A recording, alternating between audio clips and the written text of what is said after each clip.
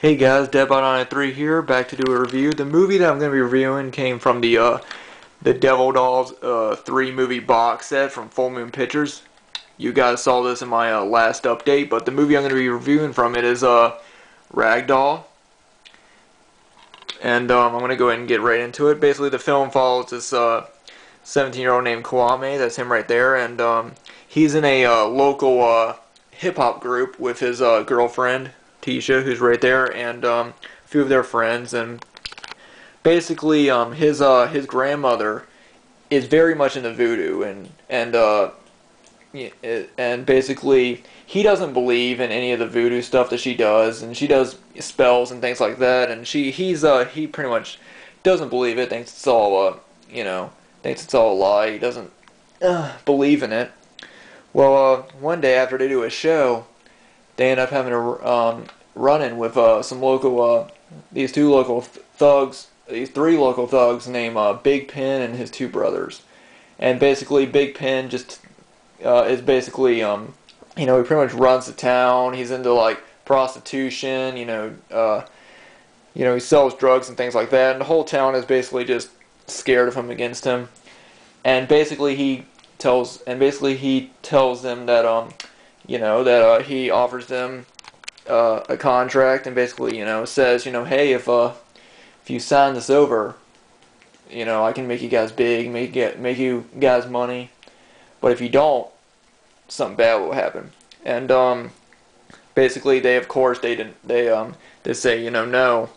So in a way of getting revenge, Big Pin kidnaps Kwame's grandmother and basically puts her in the hospital somehow. It doesn't really say exactly how they do it, but that's pretty much what happens. And Kwame is he pretty much just wants to get revenge on Big Pin and his two brothers. So what he does is that he calls upon someone called the Shadow Man. And basically the Shadow Man is someone in voodoo that you call upon if you want somebody to get killed, basically. And so Shadow Man comes up, and of course he wants to make a bargain. But in order for him to make a bargain, Kwame has to give up something in return. So he pretty much says, you can have whatever you want. And the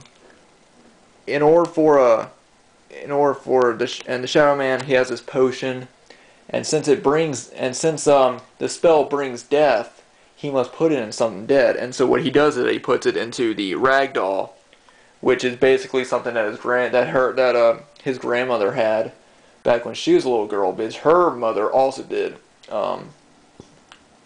voodoo and things like that, and her mother was actually killed for doing it, because fortunately, if you make a deal with the Shadow Man, then something bad, of course, has to happen. But of course, full moon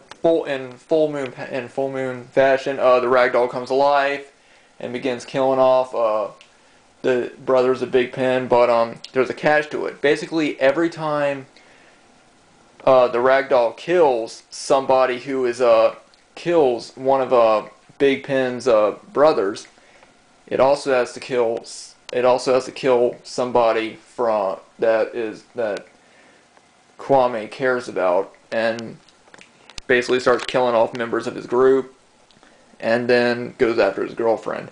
I don't want to get too much more into it, but basically that's basically the film. Since the movie's full moon, it's pretty much cheesy from beginning to end. It's got cheesy special effects. The acting in it isn't great, but it's okay for what it is.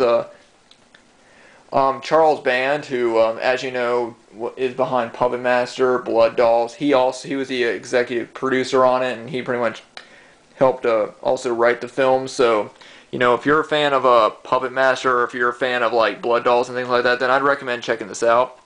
Like I said, the acting's not good. One thing I do like is there's not really that many. The only really good actor in it is the guy who plays Shadow Man, but it's a pretty it's a kind of goofy movie.